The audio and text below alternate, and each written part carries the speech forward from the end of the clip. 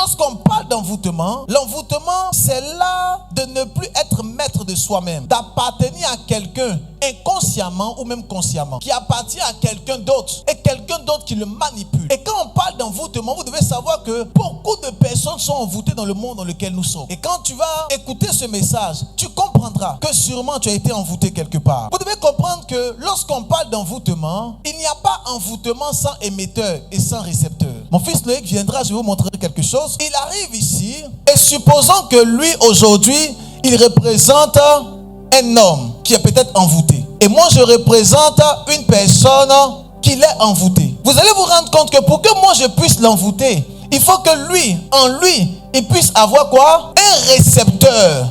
Et que moi je puisse émettre quelque chose. Et que ce que je vais émettre puisse pouvoir le diriger. Pour que quelqu'un soit envoûté, il faut qu'en lui, il puisse avoir le récepteur. Et que lorsque moi, l'émetteur, je puisse diriger, il puisse conduire. Amen. Quand je dirais, tu ne te marieras pas, parce qu'il y a en lui le récepteur, ça fera en sorte qu'il va obéir. Tout à l'heure, le micro qui est là est peut-être allumé. Mais si on coupe le récepteur, là-bas ou là-bas, je vais beau crier, mais tu ne vas pas entendre. Pourquoi? Parce que c'est coupé. Et vous devez savoir que dans l'envoûtement, toute personne qui est envoûtée a en lui quelque chose qu'on appelle le récepteur. C'est le moyen par lequel le diable peut passer pour déstabiliser la vie de quelqu'un. S'il n'y a pas de récepteur, il ne peut pas avoir d'envoûtement. Alors, s'il y a envoûtement quelque part, c'est que c'est parce qu'il y a récepteur. Et le récepteur, c'est quoi? C'est les œuvres de la chair. L'émetteur, c'est le diable. Et le diable va chercher à trouver en toi une manifestation charnelle afin de t'atteindre. Voilà pourquoi la Bible dit que Christ dit, le diable arrive, mais il n'y a rien de lui en moi. Le diable vient, c'est vrai, mais il n'y a absolument rien de lui en moi. Ce qui fait en sorte qu'il ne peut pas me manipuler et me guider. Mais celui qui est manipulé, qui est guidé par la chair, peut se rendre compte d'être sous un envoûtement, un ensorcellement, un enchantement. La Bible dit dans le livre de Genèse, Dieu dit au serpent, tu mangeras la poussière. Et plus tard, Dieu a dit quoi à l'homme? Dieu a dit à l'homme, quoi? Tu es poussière et tu retourneras à la poussière. Alors, si le serpent doit manger la poussière et que les enfants de Dieu, l'homme est poussière, il retournera à la poussière. La nourriture du serpent, c'est quoi? C'est l'homme. En gros, c'est la poussière. Et la poussière, c'est le symbole pas du corps, mais de la chair. Et pour que le serpent, qui est la représentation du diable, puisse manger un homme, il faut que le serpent puisse manger la chair, pas le corps. Le corps, c'est ton enveloppe. La chair, c'est la manifestation de tes pulsions. Et le diable cherche à pouvoir faire quoi? Manger la chair. Et donc, lorsque toi et moi, nous marchons ou encore nous fonctionnons par la chair, le diable peut facilement nous envoûter. Il peut nous manger et il peut nous déstabiliser. Voilà pourquoi Galates chapitre 5 verset 17 dit, les œuvres de la chair sont manifestes. C'est quoi? C'est l'impudicité, l'impureté, la dissolution, le mensonge et tout ce qui va avec. Amen. L'ivrognerie. Ce sont les œuvres de la chair. Et lorsque toi et moi nous manifestons ces œuvres de la chair, le diable est maintenant capable de pouvoir maintenant nous manipuler ou encore nous envoûter. Parce qu'il retrouve en nous un récepteur qu'il peut toucher afin de nous déstabiliser. Aujourd'hui, tout récepteur sera brisé au nom de Jésus.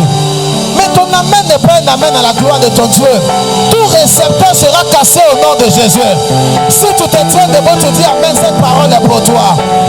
Oh, j'ai dit, ça sera brisé au nom de Jésus. Regardez, mon père spirituel, l'apôtre Mohamed Sandogo, a rendu un témoignage. Il disait tantôt qu'il avait une de ses filles qui travaillait dans un bureau et qui avait des promotions sur des promotions. Et un jour, elle est assise dans son bureau et quelqu'un vient lui dire que, en réalité, moi et la collègue là, on est allé voir un féticheur pour te marabouter, afin que tu ne puisses plus évoluer et que tu ne puisses pas éclore, mais pour que tu puisses tomber. Mais moi je ne voulais pas, c'était la collègue là qui voulait beaucoup. Et puis on est parti, on a lancé les œufs contre toi pour te marabouter. Et elle a dit ça à l'homme de Dieu. Et l'apôtre lui a dit, qu'est-ce que tu as fait? Elle dit, je suis tétanisé, je ne sais plus quoi faire, je ne sais pas et tout ça. Et l'apôtre lui a dit, depuis que tu étais en prière et tu étais saine, ils ont fait ça depuis longtemps, ça n'a pas réussi à t'atteindre. Maintenant, comme ils ont fait ça, ça n'a pas réussi à t'atteindre, cette dame-là, elle vient frontalement afin de créer en toi l'amertume, créer en toi la haine, créer en toi la colère, contre ta collègue,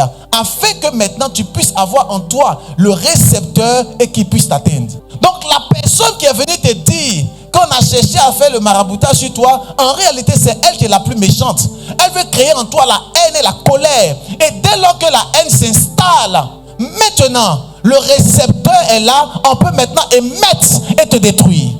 Dès lors que tu ouvres la porte à la colère, à la haine, à la médiocrité et à tout ce qui s'ensuit, maintenant on peut te détruire. J'aimerais dire la vie de quelqu'un. Quand tu vois que le diable rôde autour de toi, ne lui donne pas la place.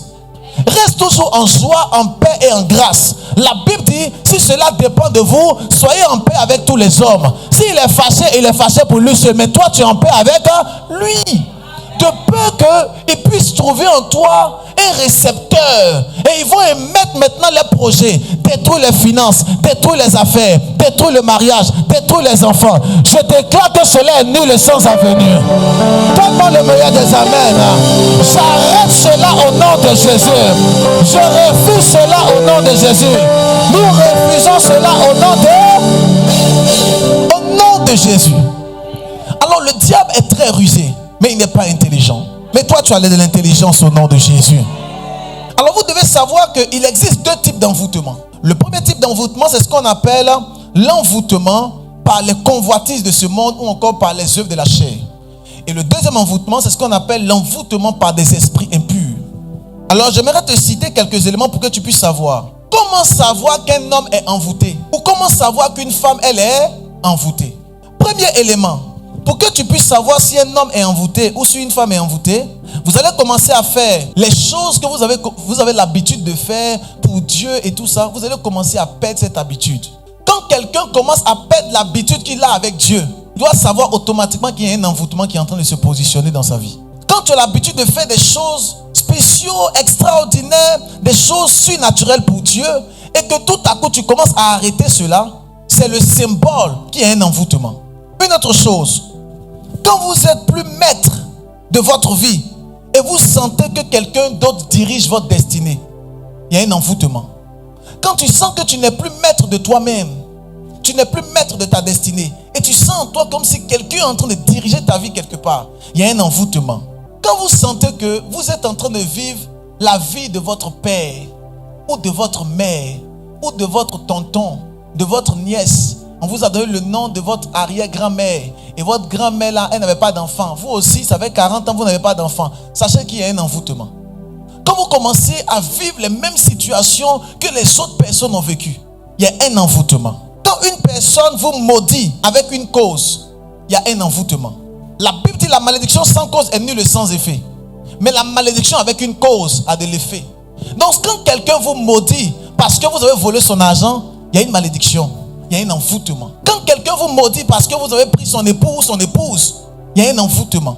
Les personnes souvent les maudissent, disent non, ça n'arrivera pas. Moi je suis en Christ. Mon frère, ça n'arrivera pas si tu n'as rien fait. Mais si tu as fait quelque chose, ça va arriver. Parce que la Bible dit clairement dans le livre de Proverbes, la malédiction sans cause est nulle et sans effet. Mais la malédiction avec une cause est un envoûtement. Lorsqu'une personne parle dans ton dos, elle chuchote négativement sur toi, il y a un envoûtement. Quand une personne devient dépourvue de sens, tu vois une personne qui est très bien, puis paf, elle commence à perdre les pétales, elle dit n'importe quoi. Il y a un envoûtement, il y a un ensorcellement, il y a un enchantement sur sa vie. Quand quelqu'un parle seul, la folie, il y a un envoûtement.